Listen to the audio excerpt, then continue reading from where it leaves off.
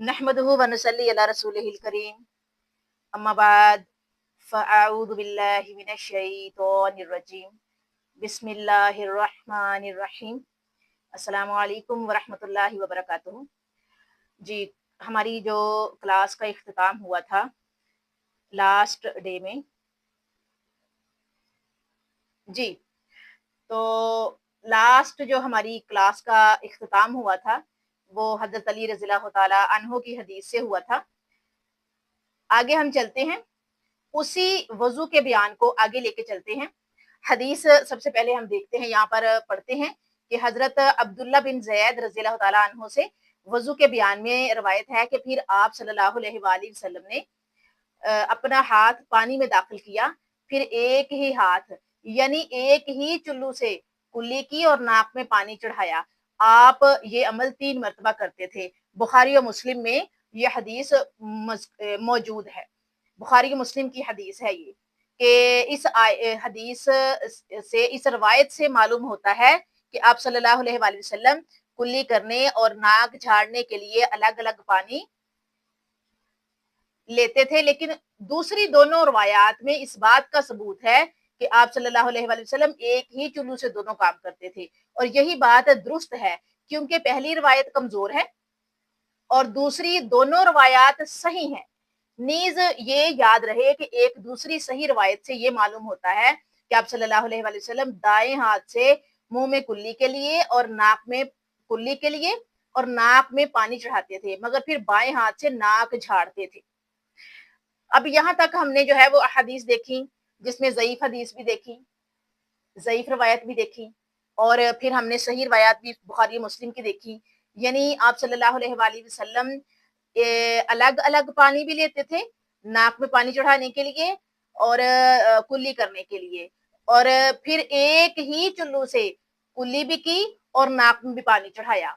ठीक है, लेकिन एक और सही रवायत से ये भी चीज बात मालूम होती है कि आप सल्लल्लाहु अलैहि वसल्लम ने भले दाएं हाथ से कुल्ली की और नाक में पानी चढ़ाया, लेकिन नाक को बाएं हाथ से झाड़ा और यही हमारा अमल होना चाहिए, क्योंकि अभी कुछ अहादीस पहले एक रवायत पड़ी थी, एक हदीस पड़ी थी कि नबी सल्लल्लाहु अलैहि वसल्लम अपना जो है वो हर काम दाएं हाथ से करना शुरू करते थे, वो वाला जो कि ठीक होता था। लेकिन जब बाएं हाथ से काम वो करते थे, जैसे तहारत करना, इस्तंजा करना या वॉशरूम में जाना, बाथरूम में जाना, जितने भी अच्छे काम हैं, जितने भी जो है वो ऐसे काम हैं, जैसे मस्जिद में दाखिल होना, दायां पाँव रखना, जैसे कंघी करना दाएं हाथ से करना और इसके अलावा पैरों का खुलाल करना, वुज़ू का स्टार्ट करना, गुस्ल का शुरू करना, स्टार्ट करना, ये तमाम काम ही और भी जो बकिया ज़िंदगी के काम है वो दाएं हाथ से शुरू करते थे। जबकि जो अपनी निजासत को दूर करना या ऐसे कोई भी काम है वो बाएं हाथ से शुरू करते थे। सफाई वाले काम के सफाई-सुथराई जो है उसके लिए स्टार्टिंग बाएं हाथ से लेते थे। तो यहाँ भी जो है वो इस रवायत से हमें मालूम होता है कि नबी सल्लल्लाहु अलैहि वसल्लम कुल्ली के लिए यानी कि मुंह दाएं हाथ से जो है वो पानी लेते और कुल्ली करते और वही पानी जो है वो नाक को चढ़ाते, लेकिन नाक साफ, नाक झाड़ना जो है वो बाएं हाथ से करते थे। आगे हदीस देखती हूँ। हजरत अनस रज़ियल्लाहु ताला अन्हु बयान करते हैं कि नबी करीम सल्लल्लाहु अलैहि वसल्लम ने एक आदमी को देखा, उसके पाँव में नाखून के बराबर जगह ऐसी थी जिसे दौरान वजू पानी नहीं पहुंचा था। तो आप सल्लल्लाहु अलैहि वसल्लम ने फरमाया वापस जाओ और अच्छे तरीके से वजू करके आओ। इसे अबू दाऊद और निसाई ने रिवायत किया है। एक दूसरी हदीस में है कि आप सल्लल्लाहु अलैहि वसल्लम ने एक आदमी को एड़ियों में खुश्क जगह देखकर कहा कि इन एड़ियों को आग छुएगी। इससे मालूम होता है कि तमाम आज़ाए वुज़ू को मुकम्मल तौर पर धोना वाजिब है और अगर किसी एक उज़ू का कुछ हिस्सा भी खुश्क रह गया तो वज़ू मुकम्मल नहीं होगा।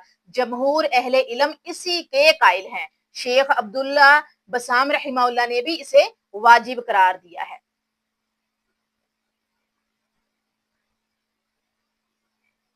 अब यहाँ पर देख लीजिए कि वुज़ू जो है वो किस कदर प्यार मोहब्बत से, सुकून इत्मीनान से और तवज्जो के साथ करना चाहिए, ताकि अज़ाए वुज़ू में से कोई भी हिस्सा ज़र्रा बराबर भी, एक बाल बराबर भी खुश्क ना रहे, तर हो जाए, वुज़ू का पानी पहुँच जाए उसे। अब एक और हदीस है इसी हवाले से کہ یعنی یہی جو ابھی میں نے اب حدیث آپ کے سامنے رکھی کہ علاوہ ازیں اس حدیث سے یہ بھی ثابت ہوتا ہے، یعنی کہ جو حدیث آپ کے سامنے رکھی نا، اس کے علاوہ اس حدیث سے ایک اور بات ثابت ہوتی ہے، یہ بھی بات ثابت ہوتی ہے کہ وضو میں موالات یعنی پے در پہ آزاد ہونا واجب ہے، یعنی ترتیب کے ساتھ، اور اسے کہتے ہیں موالات۔ ترتیب کے ساتھ اعضائے وضو دھونا واجب ہے۔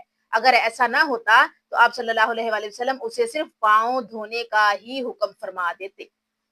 اسی طرح اس سے یہ بھی معلوم ہوتا ہے کہ نیکی کا حکم دینے میں جلدی کرنی چاہیے، ہمیں بھی چاہیے نا، ہم انسان ہیں، ہم تو گناہ گار ہیں، وہ تو نبی تھے، وہ تو معصوم تھے، گناہ سے پاک تھے، لیکن اس کے باوجود اس قدر کثرت سے استغفار کرتے، اور ہم اپنی امت کو بھی حکم دیا ہے کہ ڈیلی کم از کم 70 مرتبہ استغفار کرو۔ اور پتہ ایک چیز اور میں آپ لوگوں سے شیئر کروں کہ میں جو ہے وہ سوچتی ہوں نا کہ اب سے کچھ عرصہ پہلے تک جو میں استغفار نہیں کرتی تھی یا کم کرتی تھی یا بھول جاتی تھی، یا وہ جسے کہتے نہیں تسلسل نہیں تھا لائف میں، تو اللہ پاک نے جو ہے وہ توفیق دی، ادھر سوچنا شروع کیا، یا یوں کہہ لیں کہ لائف کا جو ہے وہ تکلیفوں میں آ جانا، اذیتوں میں آ جانا جو ہے وہ مجھے لے کے گیا اللہ تعالیٰ کی طرف زیادہ۔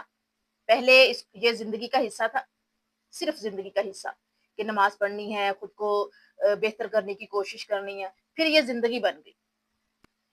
اپنی لائف کا جو ہے وہ ایکسپیرینس شیئر کر رہی ہوں، تو اکثر اب میں سوچتی ہوں جب میں گھر سے نکلتی ہوں نا، جیسے بچوں کو لینے جانا ہے اپنوں کو، دونوں بچوں کو جب میں اسکول سے لینے جاتی ہوں، یا جب میں شام کو جو ہے وہ مدرسے چھوڑنے گئی، یا کسی بھی کام سے اگر میں گئی ہوں، تو میں تصویر پکڑ لیتی ہوں کاؤنٹر ہاتھ میں، اور ذہن میں پتہ کیا ہوتا ہے، میری پچھلی لائف میں مجھے نہیں پتا میں نے ڈیلی کتنا استغفار کیا نہیں کیا، ایک طرف کیوں نہ میں آج 365 مرتبہ یا 355 مرتبہ، کیونکہ اسلامک سال جو ہے 355 ڈیز کا، اور جو شمسی سال ہے وہ جو ہے نہیں سوری ہاں شمسی سال وہ ہے 365 ڈیز کا، تو پہلے میں 355 تک پہنچوں، ڈیلی 355 استغفار کروں، ڈیلی 355 جو ہے وہ درود پاک پڑھوں، اس غرض سے کہ میرے وہ ایک سال کا ڈیلی ایک مرتبہ کا ہو جائے،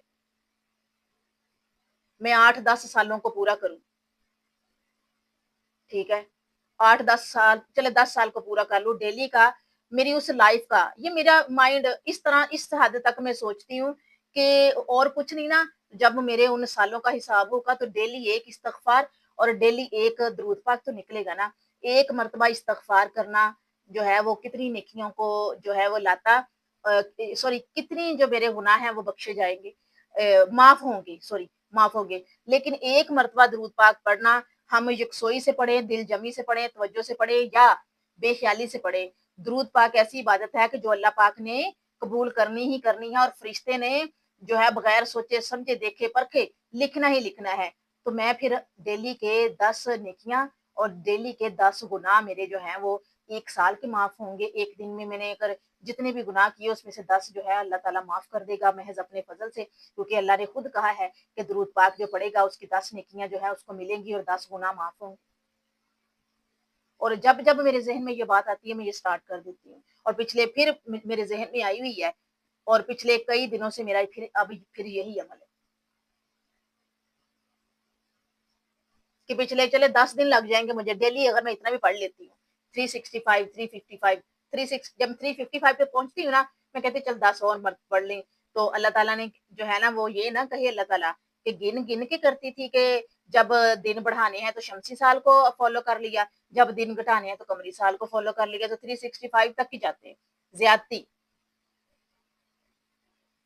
تو اسی طرح سے میں پھر وہ پچھلے سالوں کو جو ہے نا وہ 10 سال کا کر لیتی ہوں، یہ 10 سال کا میں نے حساب رکھنا ہے، کوشش کرتی ہوں 7 دن میں، 8 دن میں، 10 دن میں، اب وہ تو کم دن میں 365 تک جا کے آگے بھی جانے کی کوشش کرنی ہے۔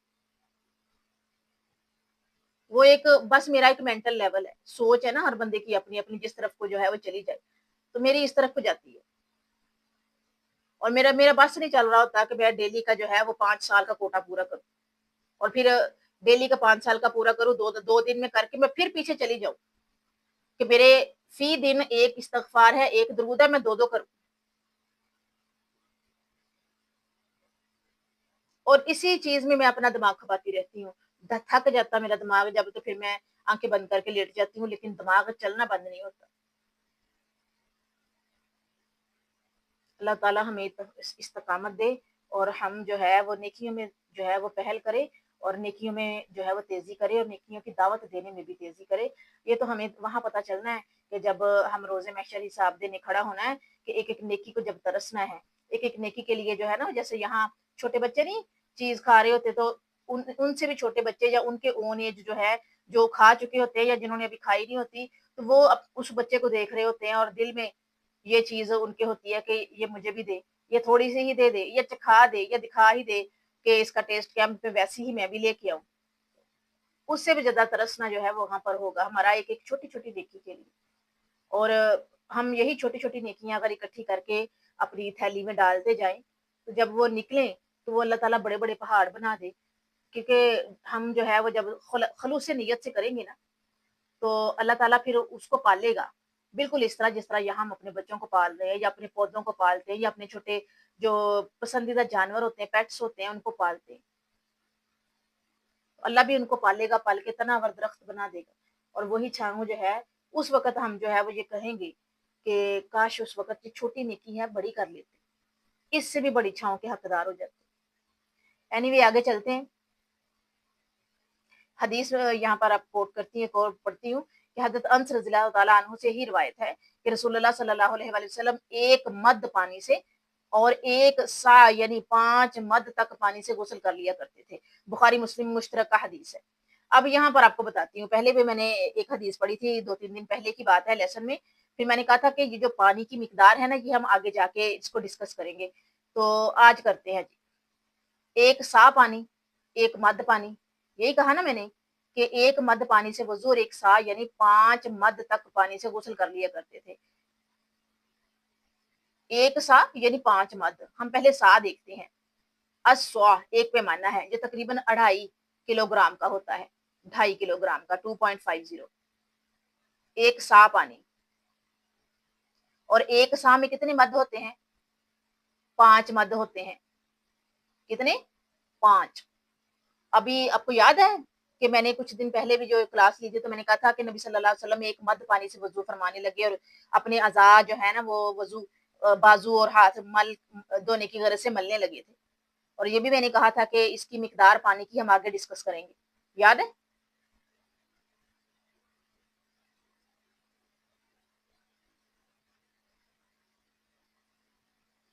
نہیں یاد؟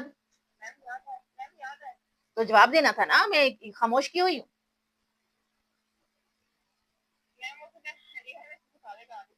ہاں تو آج اب ڈسکس کرتے ہیں نا. اسوا ایک پیمانہ ہے جو 2.5 کلو گرام کا ہوتا ہے اور ایک سا میں 5 مد ہوتے ہیں. یعنی ایک مد کتنے کا ہوا؟ 50, 0.50. یعنی کہ اس کے 5 حصے کر لیے جائیں نا تو 1 کلو گرام میں 2 مد اور 2 کلو گرام میں 4 مد اور 2.5 کلو گرام میں 5 مد. اب آپ کو پتہ چل گیا ہوگا نا کہ مد کا مطلب کیا ہے. 0.50 کلو گرام. تو ایک مد جو ہے 0.50 کلو گرام کا ہے اور ایک سا میں 5 مد ہوتے ہیں اور ایک سا 2.5 کلو گرام کا ہوتا ہے. اب اس کو ذرا یاد رکھیے گا. اس حدیث سے معلوم ہوتا ہے کہ نبی صلی اللہ علیہ وآلہ وسلم کا عموماً طریقہ یہ تھا کہ آپ وضو اور غسل کے لیے مناسب پانی ہی استعمال کرتے تھے. پانی کے استعمال میں اسراف سے جہاں تک ممکن ہو سکے وسیع پیمانے پر پرہیز کرنا چاہیے, اجتناب کرنے کی کوشش کرتے تھے آپ صلی اللہ علیہ وآلہ وسلم. اس لیے اتنے پانی سے ہی وضو اور غسل کی کوشش کرنی چاہیے جتنے پانی سے نبی صلی اللہ علیہ وآلہ وسلم کیا کرتے تھے. تاہم اگر کوئی حسب ضرورت زیادہ پانی استعمال کرتا ہے تو وہ گناہگار تو نہیں ہوگا, لیکن یہ یاد رہے کہ اسراف سے بہرحال بچنا چاہیے. ایک دوسری روایت میں ہے کہ رسول اللہ صلی اللہ علیہ وآلہ وسلم نے فرمایا ان قریب اس امت میں ایسے لوگ ہوں گے جو دعا اور طہارت میں زیادتی کریں گے. دعا میں اور طہارت میں. آگے چلتے ہیں, ایک اور حدیث آپ کے سامنے رکھتے ہیں. حضرت عمر رضی اللہ تعالیٰ عنہ سے روایت ہے کہ رسول اللہ صلی اللہ علیہ وآلہ وسلم نے فرمایا تم میں سے جو کوئی بھی وضو کرے اور خوب اچھی طرح وضو کرے پھر کہے کہ میں گواہی دیتا ہوں کہ اللہ کے علاوہ کوئی معبود برحق نہیں, وہ اکیلا ہے, اس کا کوئی شریک نہیں, اور میں گواہی دیتا ہوں کہ محمد صلی اللہ علیہ وآلہ وسلم اس کے بندے اور رسول ہیں. اس کے لیے جنت کے 8 دروازے کھول دیے جاتے ہیں. کتنے دروازے؟ 8 دروازے. اس لیے کہ وہ جس سے چاہے جنت میں داخل ہو جائے. اسے مسلم اور ترمذی نے روایت کیا ہے، اور ترمذی میں ان الفاظ کا اضافہ ہے کہ اے اللہ مجھے بہت زیادہ توبہ کرنے والوں اور پاک رہنے والوں میں سے بنا. اس کے کیا ہیں بلا جو میں نے ٹرانسلیشن پڑھی ہے کہ میں گواہی دیتا ہوں یا میں گواہی دیتی ہوں. بندہ ہے نا، تو بندہ اللہ کا، وہ وہاں پہ یہ تو نہیں لکھا بندیاں یا بندے، اللہ کا بندہ، اور وہ جو دونوں مخلوقات ہیں، یعنی جو بھی ہے، میل ہے، فیمیل ہے، شی میل ہے، اللہ کا بندہ ہے. تو یہ کیا ہے کہ اشہد ان لا الہ الا اللہ وحدہ لا شریک لہ واشہد ان محمدا عبدہ ورسولہ. یہ ہیں وہ لفظ جو ہمیں ادا کرنے چاہیے. اور وضو کے لیے ایک اور بھی دعا ثابت ہے، میں آپ کے سامنے رکھ دیتی ہوں. سبحانک اللہم و بحمدک اشہد ان لا الہ الا انت استغفرک و اتوب الیک. اے اللہ تو پاک ہے، اپنی تعریفوں کے ساتھ میں شہادت دیتا ہوں کہ تیرے سوا کوئی معبود برحق نہیں. میں تجھ سے معافی مانگتا ہوں اور تیری بارگاہ میں توبہ کرتا ہوں. اور اسے ہم بندیاں جو ہیں وہ اس طرح بھی ٹرانسلیٹ کر سکتی ہیں کہ میں شہادت دیتی ہوں کہ تیرے سوا کوئی معبود برحق نہیں، میں تجھ سے معافی مانگتی ہوں اور تیری بارگاہ میں توبہ کرتی ہوں. یہاں پر جو ہے وہ ہمارا جو وضو کا سلسلہ اور بیان ہے وہ مکمل ہوتا ہے. ٹھیک ہے. اب نیکسٹ ہمارا جو ٹاپک ہے وہ ہوگا مسح کرنا، موضوع پہ مسح کرنا. اگلا چیپٹر جو ہے وہ یہ ہوگا موضوع پہ مسح کا بیان، جو ہم انشاءاللہ تعالی نیکسٹ کلاس میں کریں گے. کیونکہ آج کی جو کلاس ہے یہاں ٹاپک مکمل ہوا ہے ایک وضو. مختلف احادیث آپ کے سامنے رکھی میں نے الحمدللہ، اور ویسے بھی جو ہے وہ دعاؤں کے ساتھ، 2 دعاؤں کے ساتھ آپ کے سامنے اس ٹاپک کو میں نے کمپلیٹ کیا ہے. ایک